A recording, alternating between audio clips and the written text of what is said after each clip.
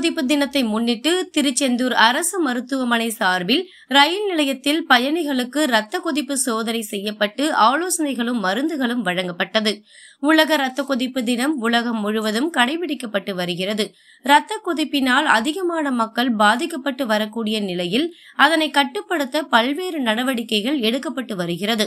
இதனையொட்டி தூத்துக்குடி மாவட்டம் திருச்செந்தூர் அரசு மருத்துவமனை மற்றும் தனியார் மருத்துவக் கல்லூரி சார்பில் திருச்செந்தூர் ரயில் நிலையத்தில் இரத்த கொதிப்பு பரிசோதனை முகாம் நடைபெற்றது.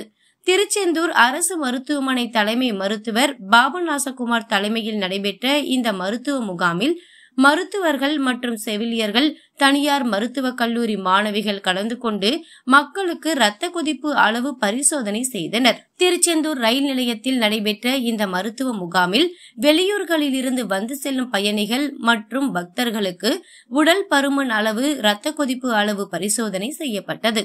இதில் இரத்த கொதிப்பு உள்ளவர்களை கண்டறிந்து அவர்களுக்கு மருத்துவர்கள் உரிய ஆலோசனைகளை வழங்கி இரத்த அழுத்தத்தினை சீராக வைத்திருக்க வலியுறுத்தி மருந்துகளை வழங்கினர். தொடர்ந்து வெளியூர் நபர்களுக்கு அருகில் உள்ள மருத்துவமனையை அணுகிடவும் வலியுறுத்தினர். இந்த நிகழ்வில் ரயில்வே அதிகாரிகள் மற்றும் பொதுமக்கள் மற்றும் பயணிகள் ஏராளமானோர் கலந்து கொண்டு பயன்பெற்றனர்.